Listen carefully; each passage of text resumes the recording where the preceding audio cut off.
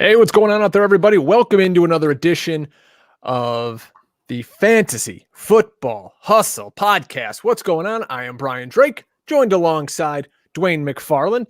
You know Dwain from such great places as the Matt Waldman RSP.com, footballguys.com. You see my work over at fightingchancefantasy.com.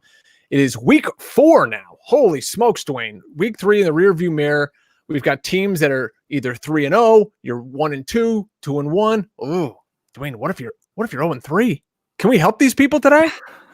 I think we can still help these people, Drake. I play in a ton of leagues. I have a few 0-3 teams. There's no shame in it. Look, it happens, So let's jump into it.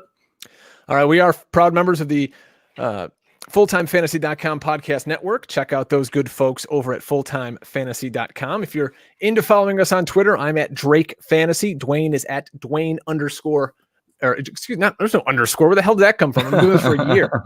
Is at Dwain McFarland on Twitter, spelled at DWAIN. I'm a little frazzled here, folks, because as you may have seen out there, we're doing this show live to video. We have a YouTube channel now. If you put in Fantasy Football Hustle Podcast over on YouTube, you can find us. You can see our pretty faces talking with you now. It's something new we're going to add to the show, so you'll be able to see video. There's going to be a chat room coming along with it.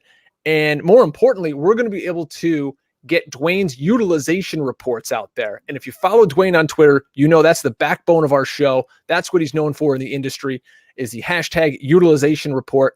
As we get more up to speed with this video thing, we'll be able to put them on here and really talk you through some of the great content that Dwain provides. Let's get into the waiver report, though, right off the top, Dwain. If you're looking for a quarterback, Daniel Jones had quite the debut for the New York Giants. 23 completions, 336 yards, 2 passing touchdowns, 2 rushing touchdowns. This looked like a completely different offense without Eli Manning in it, and dare say it looked really good. Would you feel good? Let's say you got a low-end starter. Maybe you had Breeze or any of those guys, Cam. Daniel Jones, would you roll with him? Yeah, I'm not afraid of him at this point. I mean, it's something where we were definitely worried about him.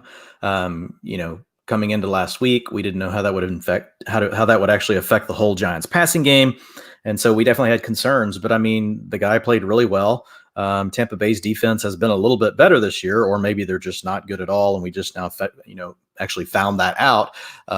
Because really before that, I guess the week before they played Carolina, and Cam Newton really kind of beat the Panthers himself. But regardless of all that, yeah, I think that Daniel Jones is just a guy right now that if you're hurting at quarterback, which a lot of people are, I mean, I've never seen a season like this, Drake, where there's been so many quarterbacks out.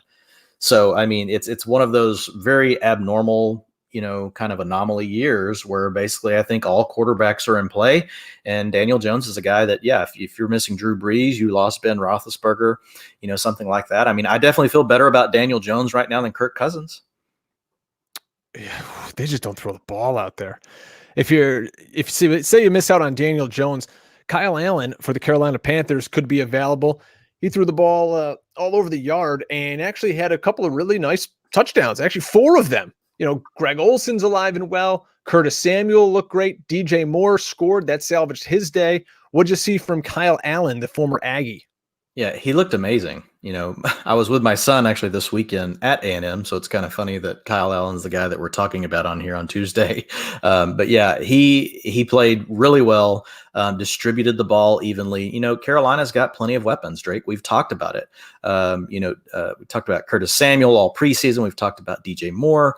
You look at Greg Olson, then you look at Christian McCaffrey. I mean, there's 4 solid weapons that are always going to be en route. If a team has 3, that's really good. It makes it hard for defenses to be able to take, all 3 away. If you have 4 like they do, and that can all work different areas of the field, it's great for a guy like Kyle Allen that can distribute the ball. I mean, now with Daniel Jones and Kyle Allen, obviously with both of them, we'll see, how defenses respond to them. They'll have more on film of these guys, and surely, we'll see some of this stuff come back to earth. But for now, Kyle Allen and Daniel Jones are both worthy adds. I would prioritize Jones, obviously, because this is his job for the rest of the season. Let's move over to running back. And the big story of the NFL coming into this fantasy week is Saquon Barkley. He's got a high ankle sprain. They say 4 to 8 weeks. So if you've got him, well, sorry, folks. Wayne Gallman's out there on the waiver wire, and I tweeted over the weekend that people are just digging in their couch cushions trying to find fab money to blow on Wayne Gallman. Here's my thought, Dwayne. Wayne Gallman stinks.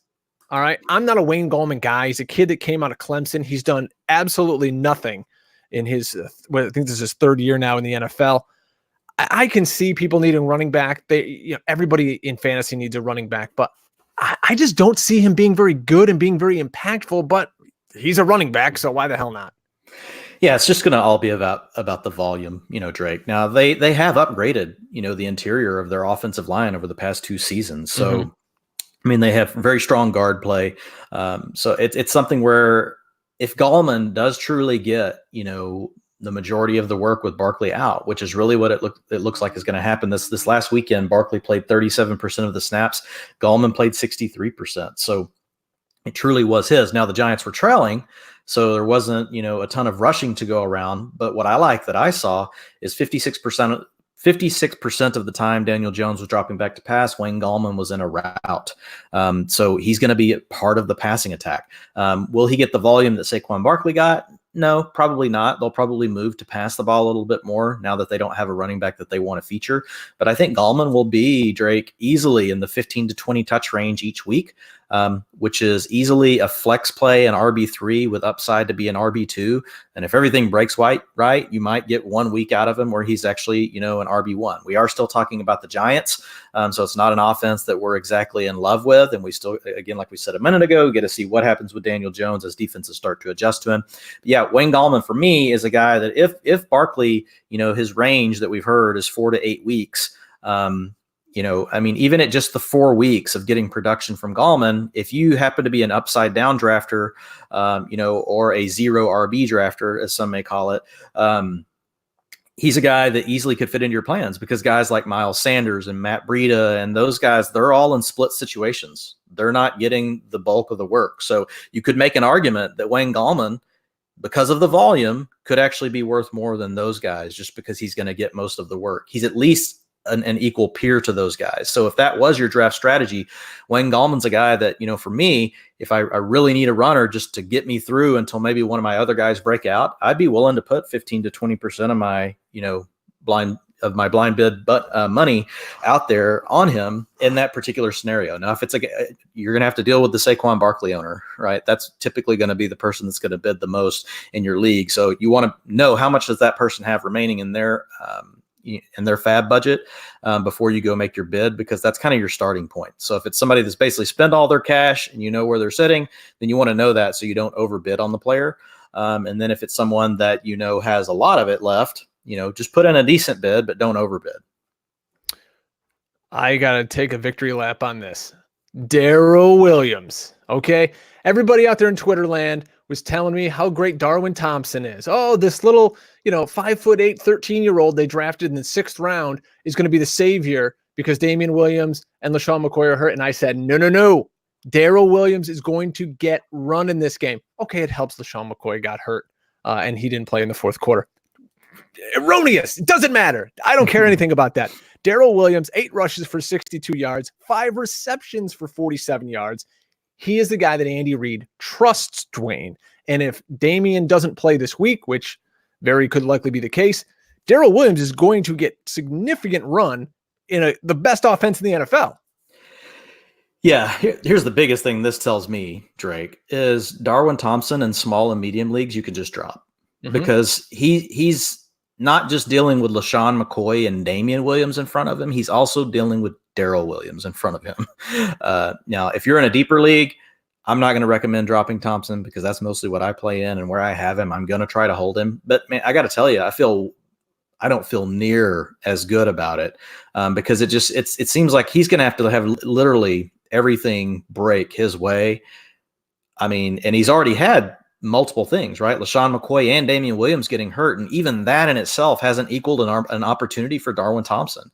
So Darwin Thompson, by the time he may pick up this offense and be ready to play, they could have everybody else healthy again, Drake. So really, Darwin Thompson is just a hope and a dream at this point. He's not even really he's not really worth rostering. Darrell Williams, he's a guy that we'll have to see what goes on with Damian Williams and LaShawn McCoy this week during practice reports. But yeah, McCoy, hurt his ankle again.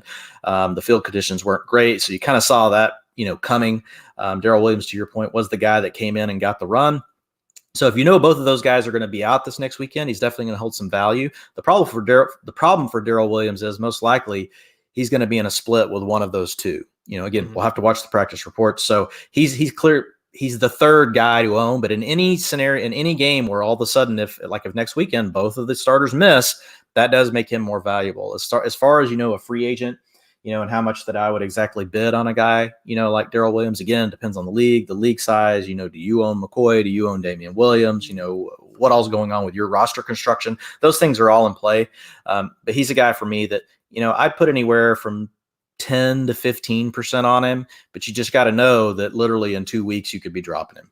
Totally. But if you need a guy this week, and it is bye week season, we're back. The Jets and 49ers on bye. So if you've got Le'Veon Bell or Matt Breida or any of the host of 58 running backs, and in a deeper league, he's worth a buy and a hold. Where he's tougher, he's tougher in a medium to small size league.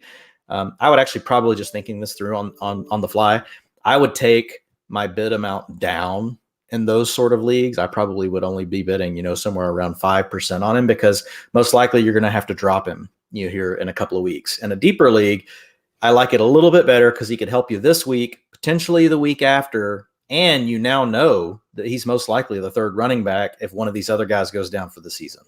This next guy we're going to talk about, I have a hard time suggesting people go out and pick him up because I just don't feel good about his role week to week, and that's Rex Burkhead with the Patriots.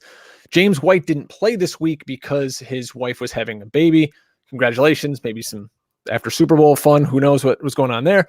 Burkhead came in 11 carries, had 47 yards and a touchdown, 7 targets. He's, again, taken over for James White, who wasn't there, had 6 catches. If you plugged him in your lineup, congratulations.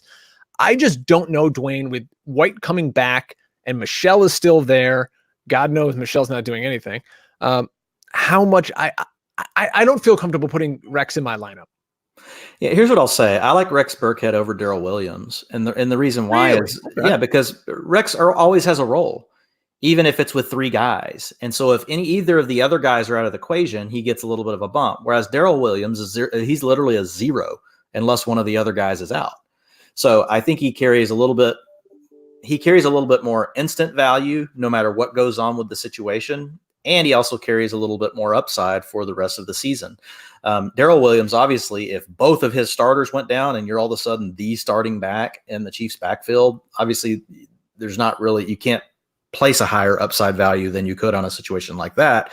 But for me, it's a very unlikely scenario. And even then, he probably starts sharing with Darwin Thompson. So a guy like Burkhead, at least, even when James White plays, he's seeing, anywhere between 40 to 25, 30% of the snaps, and he's getting play in the passing game. The thing I like about Burkhead, and we can go ahead and just talk about the Patriots now, where we're going to talk about them later in the show, but at least talk about their backfield. So here's the interesting thing that you got to pay attention to, Drake. Yes, James White was out, but I'm kind of wondering if this is not going to be James White, then Burkhead, then Michelle the rest of the way.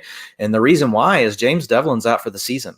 So he's their fullback. What package was Sony Michel playing in? He was coming out and playing in the 21 and then 22 type sets. They don't have 2 good tight ends to put on the field. They don't have a good fullback to now put on the field. I talked about this on Twitter before the game last week. I said Rex Burkhead's a great start today because I anticipated him getting the bulk of the work because I figured the Patriots would be playing out of 11.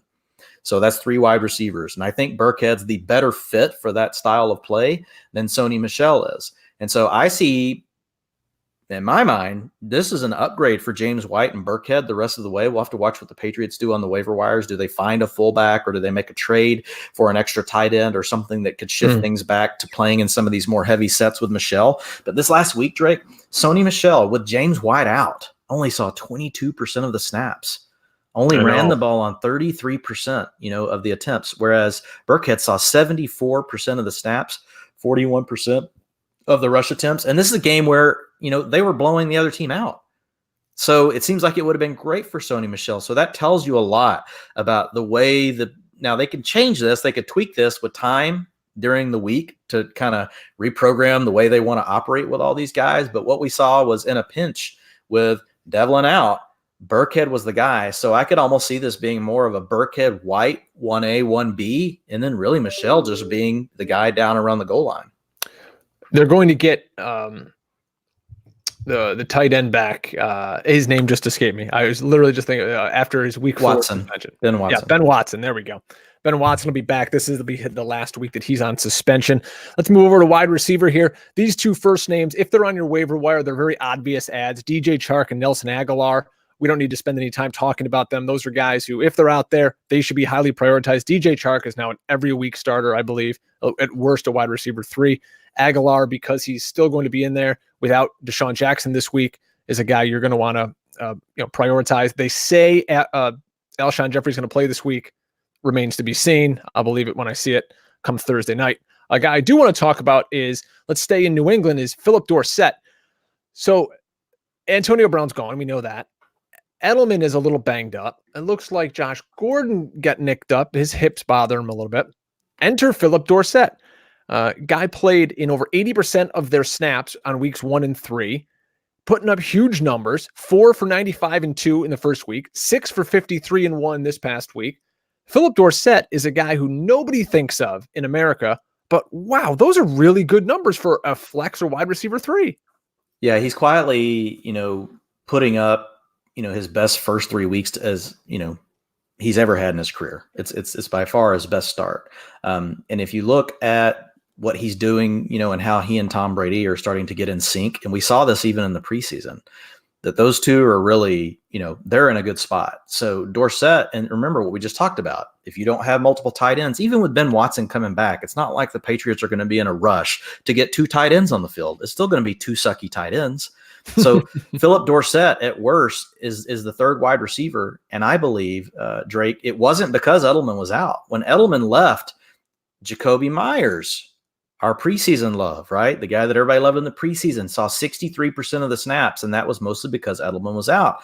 Dorsett saw 92% of the snaps, but he was already on pace to do that because they were doing what? Running 3 wide receivers, because that's the best way for them to utilize their talent right now, as far as the Patriots. When they go 11, that's getting their best players on the field. And we know that's something that Bill Belichick wants to do. So Philip Dorsett is absolutely a buy. I would prioritize him above Nelson Aguilar as far as for rest of the season. As far as, I'd put him right there, below. I put Chark number 1. Mm-hmm. I would put Dorsett number 2. And then Aguilar, if you just need a spot start for 1 week, great, go ahead and use him. But as far as the rest of the season goes, I would rank Dorsett ahead of Nelson Aguilar. A guy you and I have loved in the preseason was Deontay Johnson. We talked a lot about the Steelers and their wide receiver situation. So finally this week, they said, the hell with Dante Moncrief. We're done with this guy. They put him to the bench, and Deontay Johnson, the rookie from the MAC, comes in. He drew a lot of praise and comparison to Antonio Brown, basically, I think, because they returned punts and played the MAC. So he comes in and he starts. Mason Rudolph looks awful in this game, but regardless, we're looking at receivers here. 3 for 52 and a touchdown for Deontay Johnson. He was 3rd in terms of routes run for the Steelers. Is he a guy you want to go out and add? They did lose, of course, Vance McDonald. We'll see what happens to him and his injury this week. But boy, I didn't like what I saw from Mason Rudolph at all, Dwayne. That looked rough. Yeah, Rudolph had a tough day. Only completed 52% of his passes, and whenever you consider that his average depth of target was only a 6.8, that's really bad. If you have a 52%, what you want to hear me say is, but his average depth of target was a 10 or 11, right? Because the further you throw the ball down the field, the more your completion percentage is going to go down. Well, that was all in 2 plays. I remember seeing a stat, like, if it wasn't for those 2 touchdowns, he literally would have, I think, thrown the ball like twice over the line of scrimmage.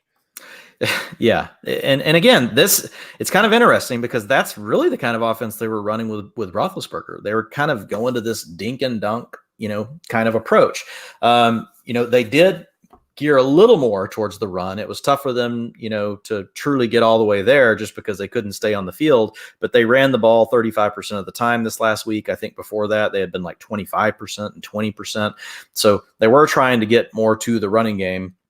But as far as the receivers go, like what you're saying, Deontay Johnson and James Washington both got a lot of work. What's interesting is James Washington was actually the receiver that was on the field the second most behind Juju Smith-Schuster at 92%. Deontay Johnson saw 79%. Most folks know that Dante Moncrief was benched for the game. What's also interesting, though, is Ryan Switzer saw literally 0% of the snaps.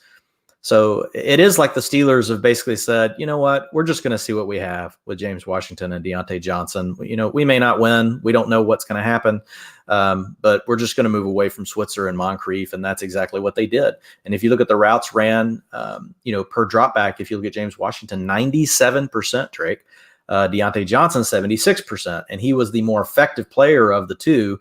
And I haven't got to go back and watch the film, but like we noted last week, Washington struggles a lot more versus press versus Deontay Johnson, does a lot better versus press. So Washington did get some of the slot treatment, Drake. He ran from the slot on 44%. That was second to Juju Smith-Schuster, which was at 60%. So they're both guys that should be in a medium-sized league. It depends on who you've got on your bench, but they're both worth looking at in a deeper league. Both of these guys should be owned in all leagues. And when I say deep league, we're talking about a 12-man league that's got, one or two flex positions in addition to your normal starters. Let's just close out the Steelers since we were going to talk about them a little later. I've got guys I know who are James Conner owners, and they're worried. They're looking to sell. We've got an injury now to Vance McDonald. We've got a backup quarterback in there who's not exactly setting the world on fire. Thoughts overall, big picture here on the Steelers going forward? Yeah, I mean, my thoughts are James Conner can't catch, really a break. You lose your starting quarterback. Then James Conner, tweaked his knee in week 2. Then you come out here this week and, you're playing with Mason Rudolph. You've got a new, trio of receivers out there. Is a game where I really thought they could have ran the ball more, though, Drake. If you look at, James Conner, his underlying utilization metrics are still strong. His snaps have gone from 46% to 55% to 68% in his 3 weeks. His rushing attempts, though, have gone from 77 to 70 to 59. But it's not like you have some certain running back running in there picking all this work up. Benny Snell got a little bit of work. He picked up 14%. Jalen Samuels had 0% of the rushing attempts this last week. Remember when Jalen Samuels was going to be the next big thing? It's just not really happening, Drake. Now, routes ran per dropback. So snaps were up for Conner. So were routes per dropback, 33% to 44 to 52%. His targets have gone from 9 to 12 to 15%. The problem is the offense sucks. I mean, James Conner is actually, from a standpoint of getting the work that we would hope he would get, if any, I mean, this, Drake, if you have a back getting 60 to 70% of the carries and seeing 10 to 15% of the targets, normally you're doing backflips. Yeah. The problem is the Steelers team has gone in the tank. So here's the problem with James Conner. If you go try to sell right now, you're just not going to get, what you put into him. And you don't have to get necessarily what is commiserate value with a first round pick, but you at least want to get something back that you can use. And most likely you're just going to regret it because James Conner's going to eventually have his good weeks getting this much work. And then you're going to look back and think, well, man, I should have waited another week or two to sell. And that would be my advice. If you're down on James Conner, I can understand. It's not like you really want to own a big part of this offense. I would say we have to rate this offense has to be one of the bottom 6 or 8 in the league right now. So that's what's hurting James Conner. It's not really his utilization. Those things are where we thought they would be. So I would advise folks to just hold. When you get the kind of volume that he's getting, he's eventually going to have a 100-yard day with a touchdown. Then you can sell him then. If you need a runner and you're really hurting, say at your RB2 spot, maybe you're having to roll with a guy like Miles Sanders or even a Matt Breida, someone like that right now. I still prefer James Conner over those guys because I'm going to take the volume. Those guys are getting 30% of the work on their team, 35% of the work. James Conner's still a guy, like we said, getting 60 to 70% of the work on his team. And even though his team isn't as good, I'll still take that volume. So he's a guy that if you can buy him low, I would. I definitely wouldn't overpay because the offense can hold him back. This really was an offense, too, that when Randy Fitchner came in, he put everything in Ben's lap, and Ben was now basically calling the plays out there, running the Ben Roethlisberger freestyle offense. They used to be able to do a lot of improvisation with Antonio Brown, but now you don't have Antonio Brown. You don't have Le'Veon Bell. You don't have Big Ben doing the improv. So big problems in Pittsburgh. Let's move on.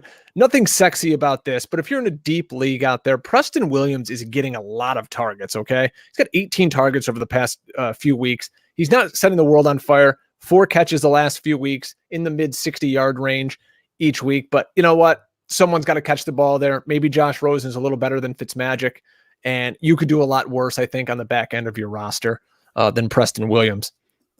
A guy you wanted to touch on, Dwayne, was Rashard Higgins. Real quick on Preston Williams. Yeah, I mean, so his snaps have gone from 41% to 68% to 96%. His routes per dropback, 38 to 70 to 98%. So essentially this last week, he took over as the number 1 wide receiver on the team, not just from a target standpoint, but from a route and from a snap standpoint.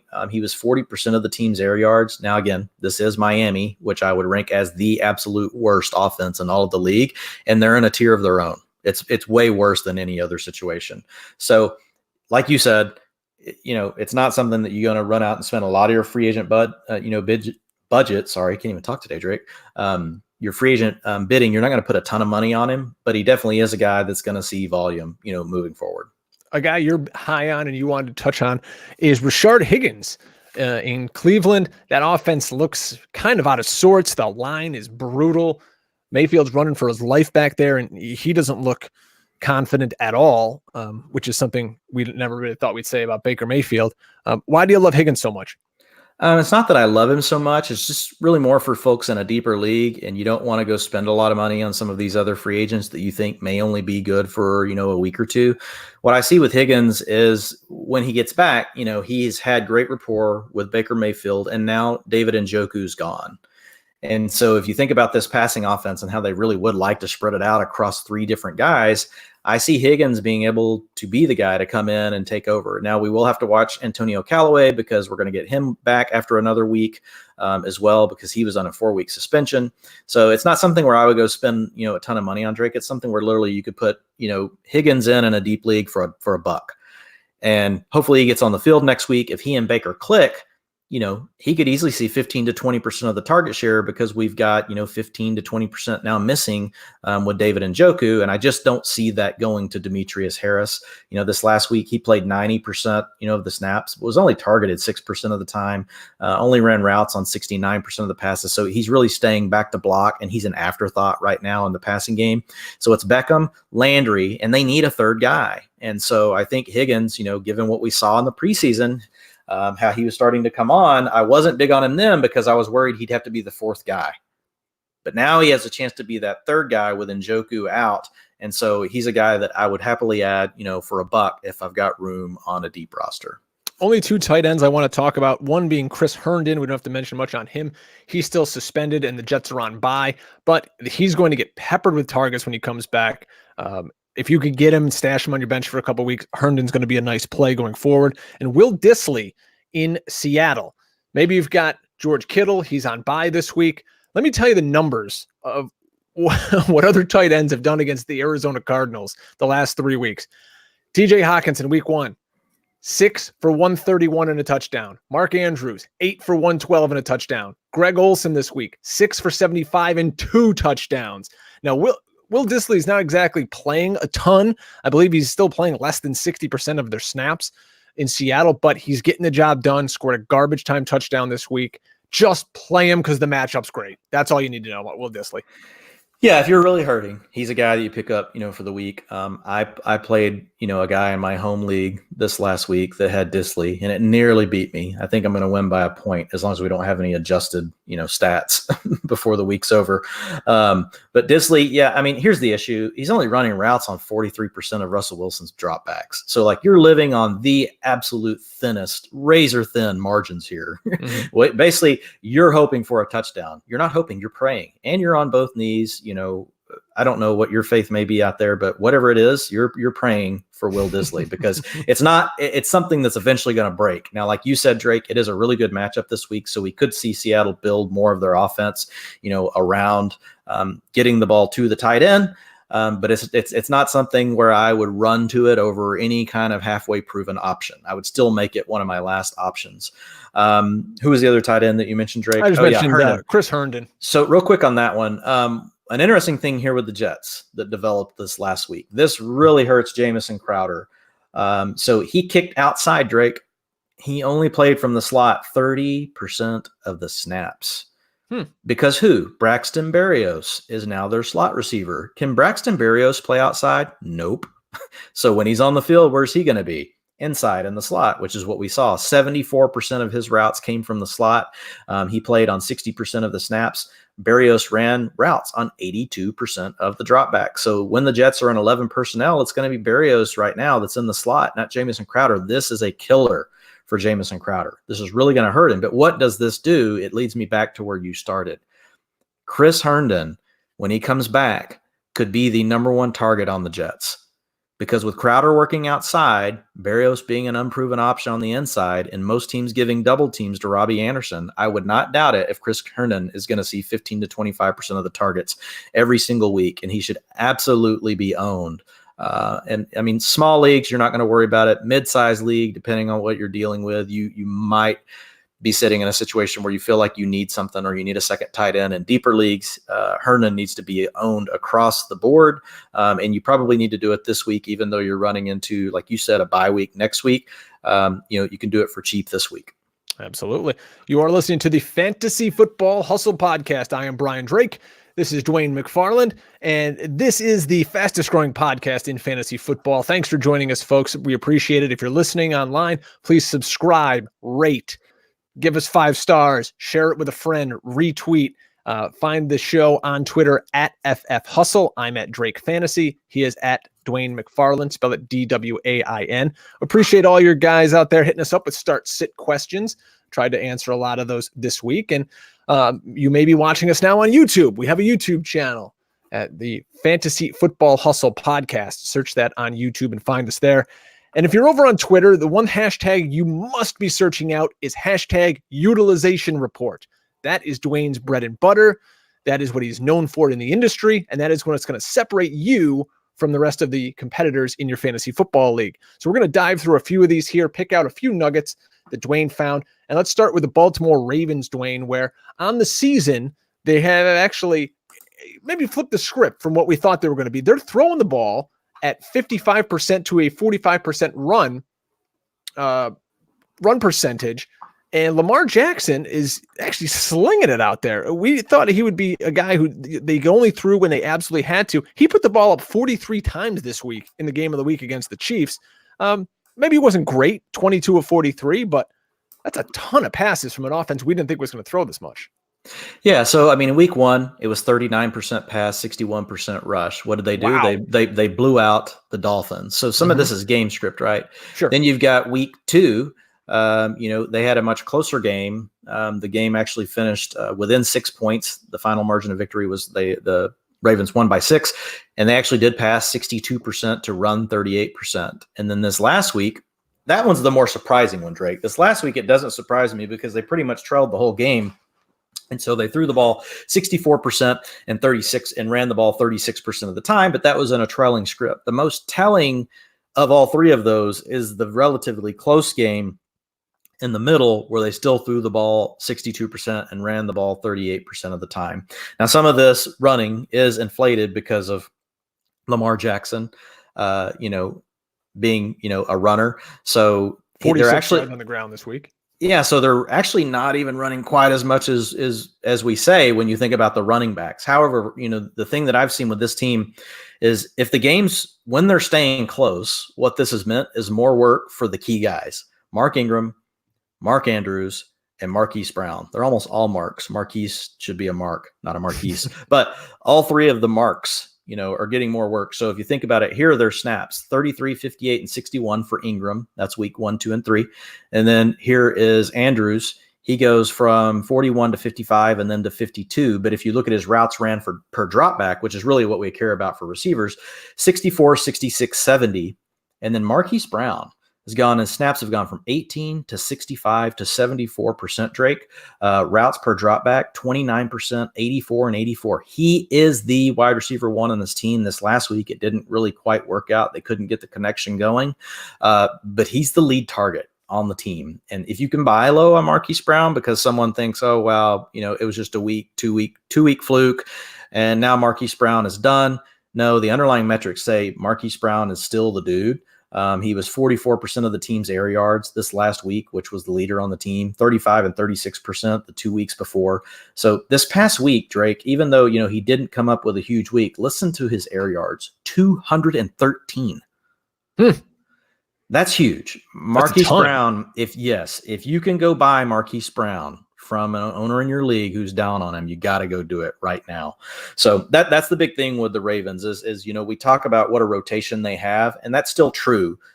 But these three guys in the tighter games, they're seeing more work. Mark Ingram, 31%, 39%, and 50%. Those are his rush attempts each of the 3 weeks. So each game, as it's gotten closer, or even in this past game, you would have thought maybe we see Justice Hill more because, is he their passing back? No, actually the opposite. Justice Hill is he's trending down 29% of the snaps to 19% to 12%. And if you look at his routes per drop back, they've dropped 39%, 20%, 14%. So in really shallow leagues, Justice Hill is a guy that you guys can drop right now. He's still a good bench stash if you can manage to keep him. But I know with bye weeks and things like that coming up, he's a guy that you may consider dropping. If you're in a deeper league, I'm holding on to Justice Hill no matter what, just because I want a piece of this offense. And if Mark Ingram goes down, I want to see what happens between Gus Edwards and Justice Hill. I still want to have, that arrow in my quiver later in the season. So if you think about, Mark Ingram, though, he's definitely trending up. It makes him a much easier start from week to week at this point. If you drafted him in the 4th or 5th round, you were already doing that anyway. Here's the good news is that he's getting more of the work than anticipated. So that's good for Mark Ingram. 53 yards this week also for Gus the Bus. Flip over now to the Detroit Lions utilization report. Kerryon Johnson had a career high in snaps and his career high in carries, he ran 20 times, but for only 36 yards and a touchdown, 1.8 yards a carry. That's disgusting. Against, an Eagles team who's down a couple of defensive tackles, that's a good enough rush defense, but 1.8 yards a carry. Good Lord. And we'll talk also, Dwayne, I want your opinion on the backups here, Ty Johnson and J.D. McKissick, and these wide receivers here. We thought it was going to be Galladay just feasting against this Eagles secondary, but now Marvin Jones is catching balls. Amendola's getting balls left and right over here. Just feed Galladay. What are we doing? Well, the thing is Marvin Jones is probably a better receiver than Kenny Galladay. we've talked about this in the past. Kenny Galladay is a limited application player. He does a few things good, and he does several things not very well at all. Whereas Marvin Jones, is just a more complete player at this point in his career. So that's really what's going on with the receivers. Here's the problem with the receivers. We're going to jump into the runners. That's easy. Here's the deal with the receivers, though, Drake. And we talked about this, before the season started. It's a very balanced passing attack. You do not know who's going to be left out each week. It could be Hockenson. It could be Marvin Jones. It could be Kenny Galladay. You don't know who's going to all of a sudden be the leader. Do you know that? So across the guys on this team, so you've had 3 different leaders in target share. Week 1, it was Danny Amendola. Week 2, it was Kenny Galladay. Week 3, who was it? Your guy, Marvin Jones, that you just talked about. So we don't know who's really going to lead the team. They're doing this based off of who gives them the best matchup and what is the defense doing. And Matt Stafford is, an established veteran in the league. He knows how to find the right guy. So overall, as an offense, this is actually good news for Detroit moving forward as a team. For fantasy owners, it's going to be frustrating because we don't know who clearly is going to be the number one. I think Galladay will still end up leading the teams by a smidge, in targets. If you think back to how we had this team projected, I had Galladay at 22%, and I had Marvin Jones at 19%, of the targets, or 18% of the targets. We'll probably still finish up somewhere like that. Right now, Drake, we're at 25% on the season for Galladay and 18% for Marvin Jones. I expect them to be a little bit closer than that. But the guy that's just disappeared the last 2 weeks is TJ Hockenson. Hockenson was only on the field for 64% of the snaps this last week. What kind of game was it? It was a close win. The week before was a close win. The week before was a close game. They actually tied with the Cardinals. So the game scripts haven't really changed much, yet you saw Hockenson drop down a little bit. No surprise, it's the game where you just talked about Kerryon Johnson had his most carries. So Jesse James is going to be on the field more whenever the team is running more. TJ Hockenson only ran routes on 55% of the dropbacks, Drake, which is more in line with where I kind of thought he would be for the season. That looks like that may be where he's settling into. So Hawkinson's going to be a boom bust player. Going to be tough to release him because as soon as you do, Drake, what's he going to do? He's going to go have that week, like week 1. But he's not the clear lead component in the game plan like we thought he might be after week 1. It's definitely a game-by-game scenario. Now, back to the runners. I guess the quick thoughts there are Marvin Jones is still worth a pickup. I wouldn't go overspend on him, but he is a receiver that's going to end up with 18 to 20% of targets in this offense. You're just going to struggle to know which weeks he's going to do it. So from a season, if you think about where his stats are going to end up at the end of the season, you're going to really like it. If you think about figuring out which weeks to put him in your lineup, you're not going to like it as much. The last thing was Danny Amendola saw his lowest number of routes ran per dropback and lowest number of snaps this past weekend. Also because they were trying to run the ball more. And so getting back to Kerryon Johnson, Drake, I really don't care about the 1.8 yards or whatever it was per carry. I would go buy Kerryon Johnson all day long in every single league I'm in, because what matters is he got 77% of the snaps, he got 71% of the rushing attempts, and his routes ran per dropback went up to 52%. Also, J.D. McKissick and Ty Johnson slightly edged out McKissick in snaps 18 to 10. Now McKissick is seeing some special teams work, I believe, so that might have helped him a little bit more than Ty Johnson. But if you look at routes ran per dropback, only 18% for Ty Johnson, 6% for J.D. McKissick. So really neither one of those guys are usable. They're strictly deep league, just bench stash type material right now, and they aren't really they're not really guys that I would be heavily prioritizing. But Kerryon Johnson, you should absolutely do everything you can to go out of your way and buy low.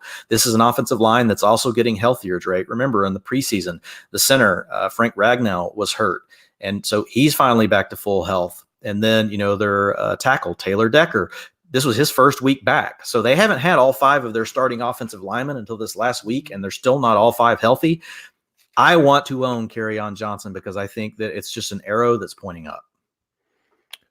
Going over the utilization reports that Dwain puts out on Twitter, #utilization report.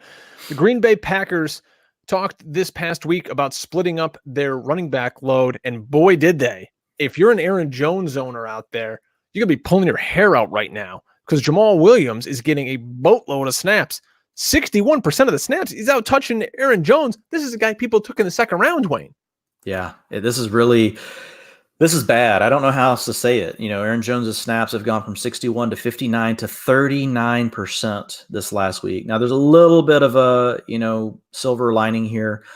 Jamal Williams did pick up, 4 carries on the last drive, which basically, this game was over. It was 27 to 16.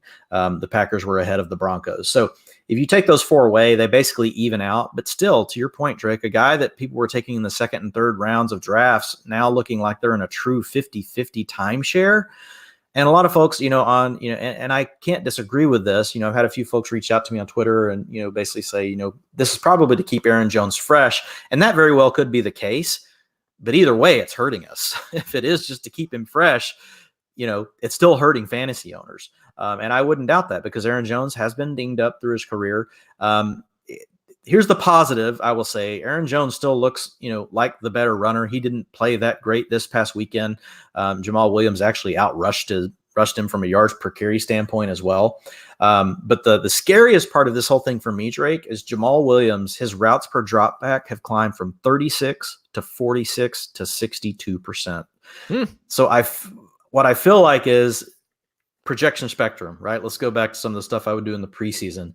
Right now, if I'm to put Aaron Jones like in the middle, man, what I'm hoping for is that he gets 55% to 60% of the carries, and then, maybe 5 to 10% of the targets, because what it really feels like is Jamal Williams has turned into the passing back at this point, like full on. It was a split early on in the season.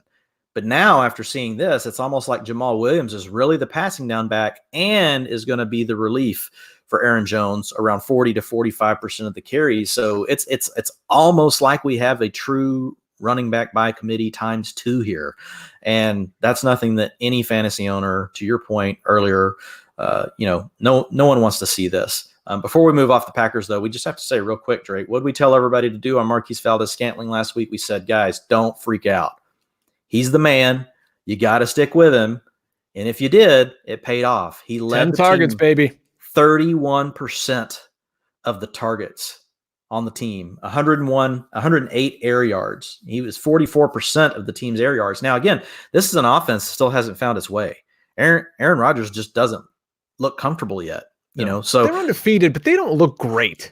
No, they're barely hanging on to these things. Now, you can look at that as a positive in one way. What it's allowing them to do is really just, squeak out these games as they continue to learn the offense. What we need to find out is if they're in a situation where they really need it, can they really rev this engine up and can they really do more? I would say based on what I've seen right now, I would have my doubts, but that's the kind of game script I would like to see, to just see what ultimately happens if they were to get into a high scoring shootout, because right now their defense is playing really good, Drake.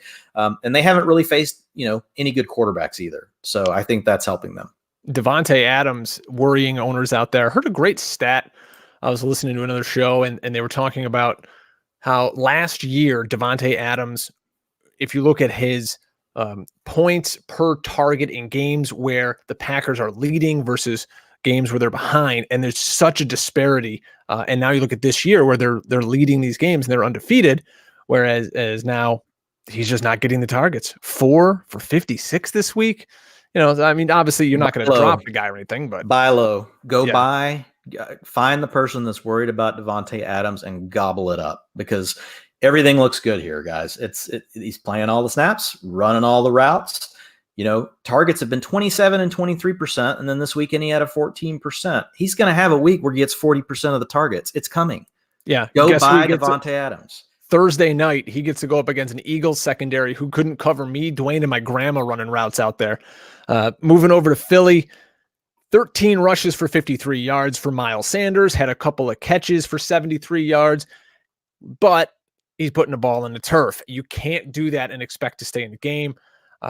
It was encouraging as an Eagles fan and a Miles Sanders owner to see him out there getting that run, because they don't have Deshaun Jackson. They don't have Alshon Jeffrey. They need his explosiveness in the ball game, Dwayne.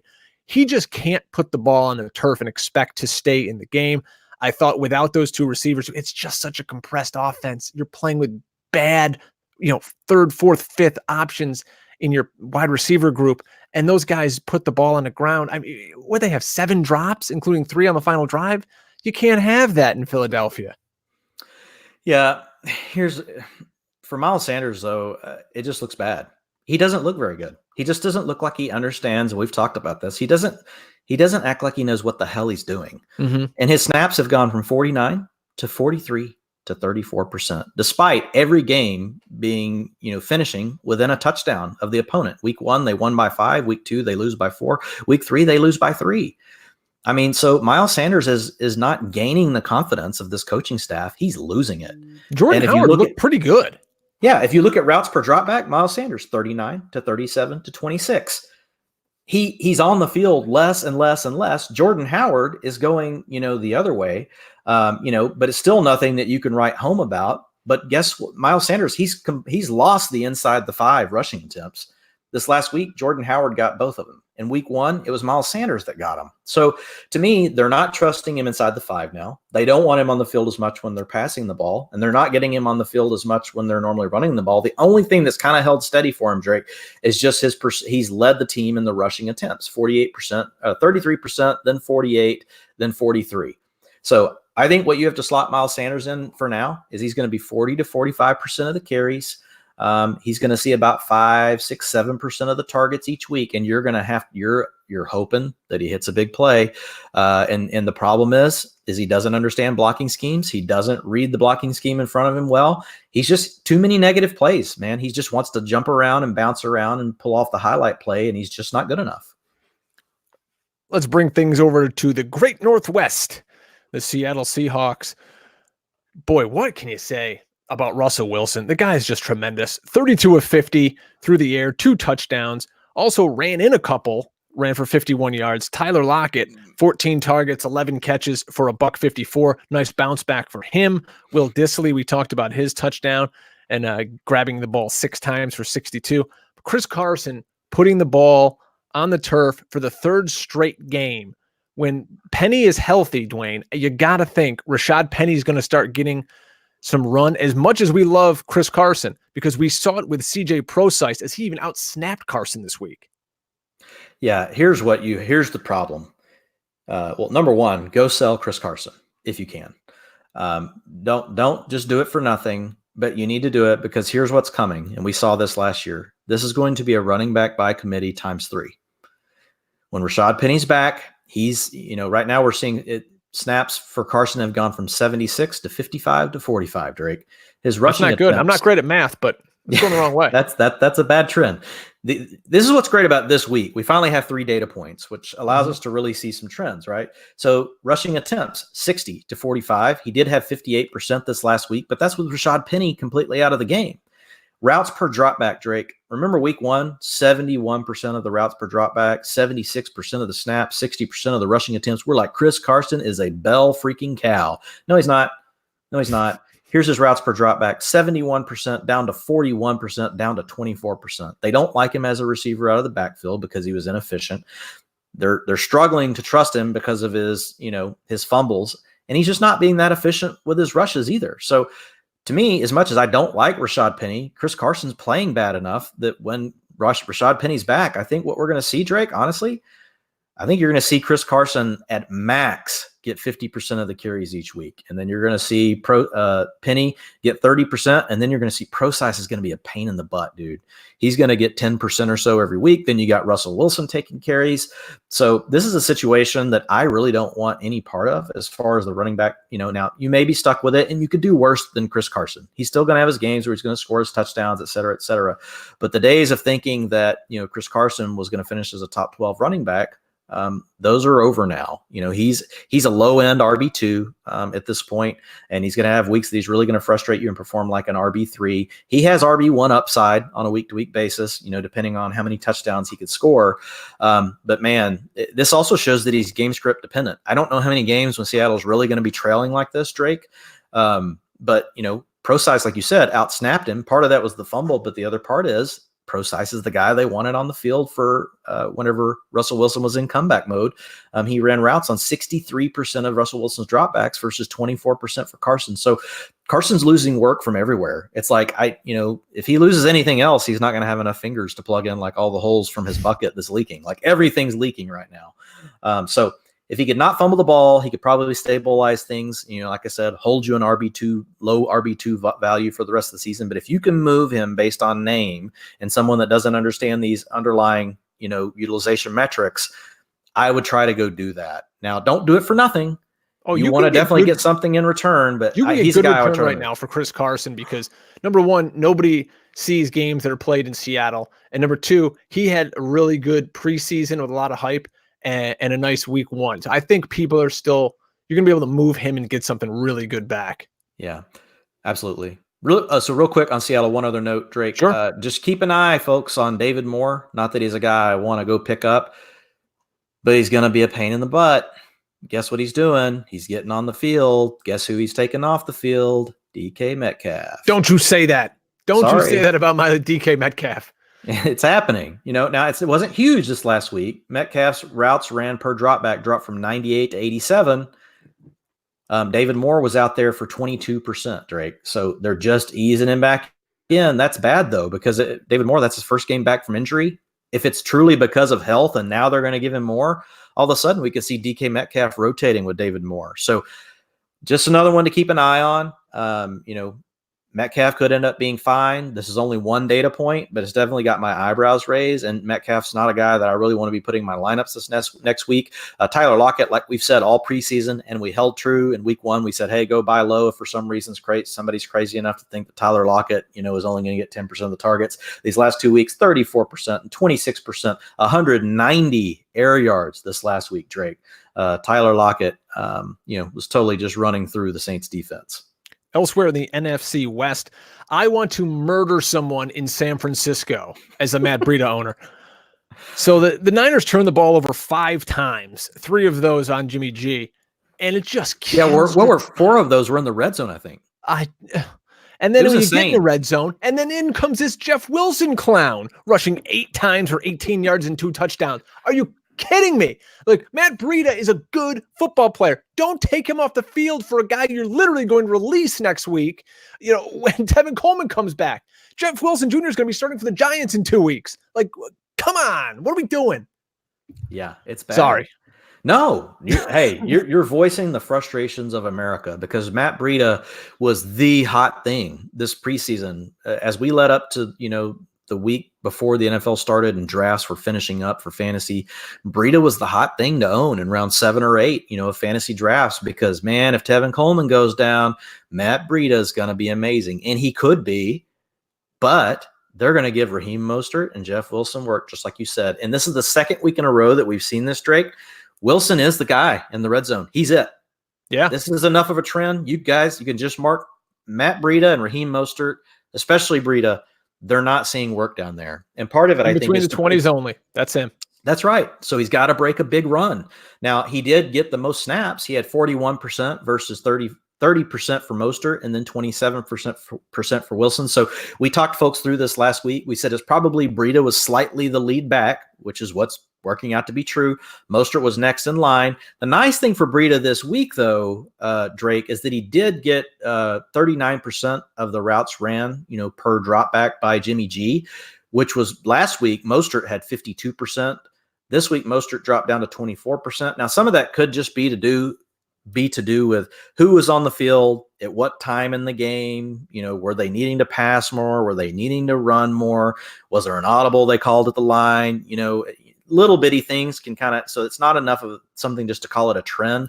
But basically what it tells me, it could just have more to do with who's on the field when versus them preferring Mostert to Breida in passing situations. Basically, they're splitting 70%, 70 to 80% of the work between them. And then they're leaving 20 to 25% for Jeff Wilson, who's just gobbling up these inside the 5 touches, Drake. He had 3 rushing attempts inside the 5 this past week. So Jeff Wilson, who knows, could have the most consistent fantasy value because he's freaking in there whenever they're down near the red zone. And the 49ers offense, just like you said, self-imploded again. I shouldn't say again, but they did that in week 1. Remember, they had 2 touchdowns to Kittle called back. And now this week, I believe it was either 3 or 4 turnovers that were inside the red zone, a couple of those inside the 10. So, this is an offense that could have put up 45 points again. This is a team that's undefeated. Yeah. And they're not playing as good as they can yet. One other quick thing on the 49ers while we're here, Drake, is the receiver situation just continues to be a complete rotation. Deebo Samuel, 52% of the snaps. Dante Pettis, 42%. Marquise Goodwin, 67%. So what we care about the most are routes ran per drop back. Marquise Goodwin, 64%, but that's still not good enough to start the player. Yeah. Drake. He's going to catch 2 passes a game. You pray one is a deep bomb that he scores on. Deebo, 55%, and then Dante Pettis, 42%. Richie James, 55% routes per drop back. So the 49ers, I think what they're trying to do, Drake, here is they're trying to just let these guys battle it out and see who's going to win it. But if one of them doesn't step up and take it, I don't think they're going to force it. They're just going to continue to rotate these guys. Yesterday was Duke Johnson's birthday, but I don't think he really enjoyed himself all that much because Carlos Hyde's out there eating his lunch. Upgrade, downgrade on the Houston backfield, Dwayne. Where are we going with these guys? Yeah, this is bad. I mean, basically, you've just got to downgrade Duke Johnson at this point, Drake, that all he is what he used to be in Cleveland. He's a passing down back. He's not getting any of the work in the. So here, listen to this, Drake.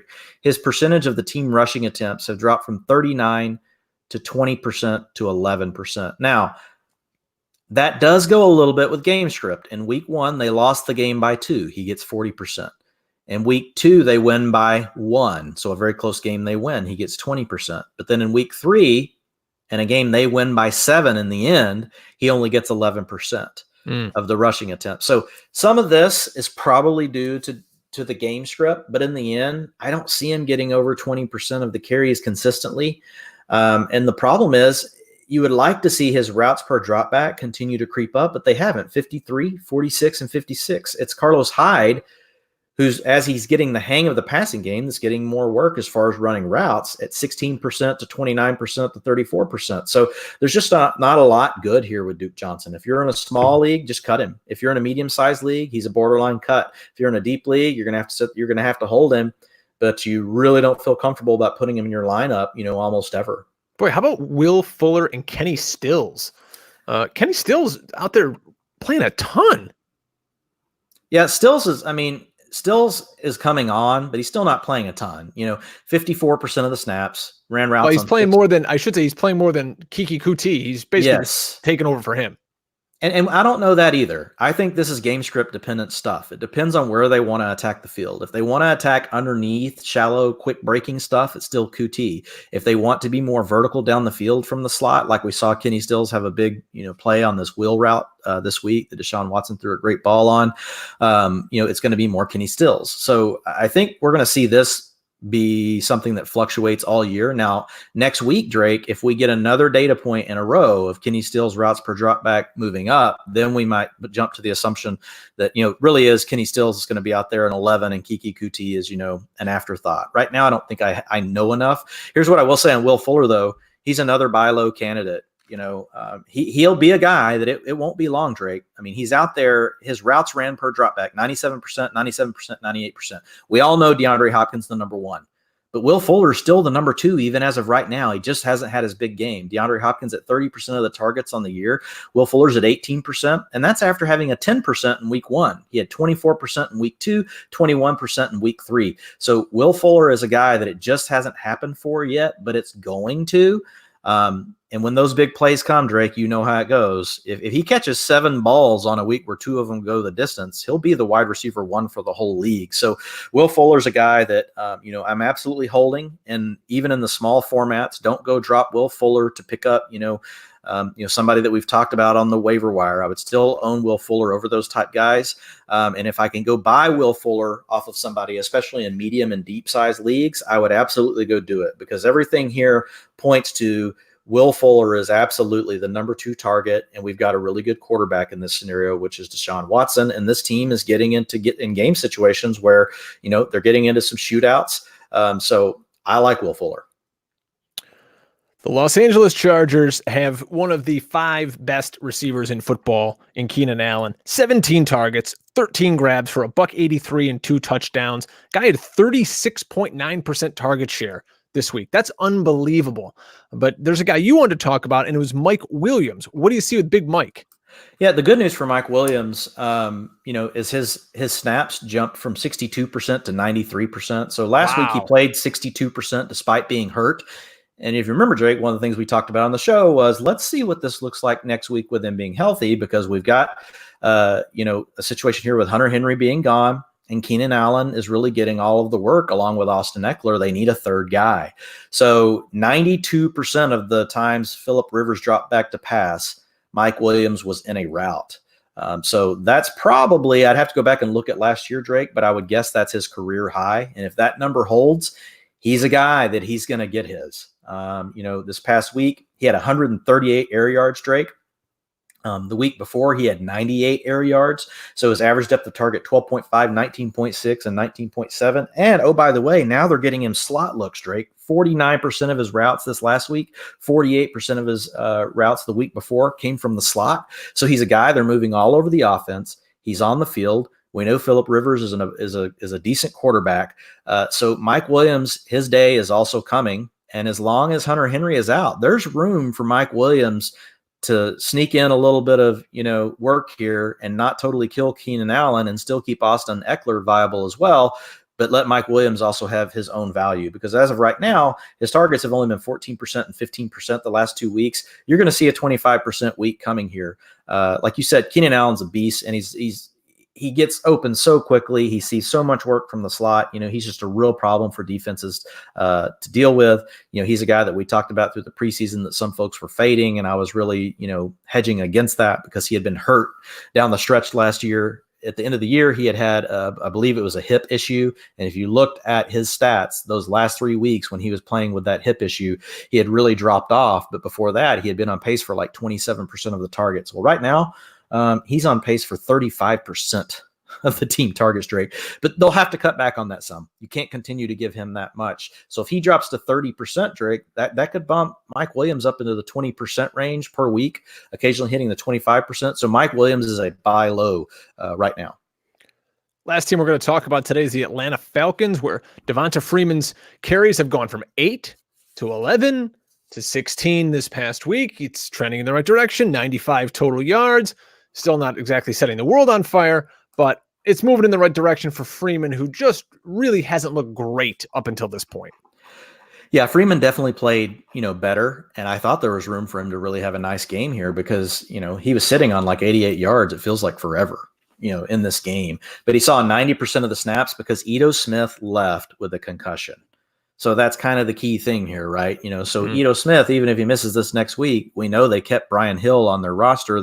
They haven't had him active for a game day, but most likely next week Brian Hill will be active, even if Ito Smith misses. So it's just something to watch. But his snaps have gone from 49 to 63 to 90%. His rushing attempts have gone from 47 to 65 to 80%. Routes per dropback 38 to 58 to 82%.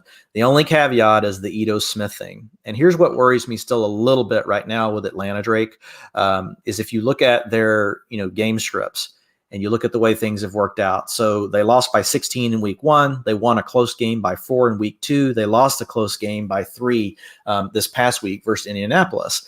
And listen to this, Drake. So 78% in week 1 pass, versus 22% rush.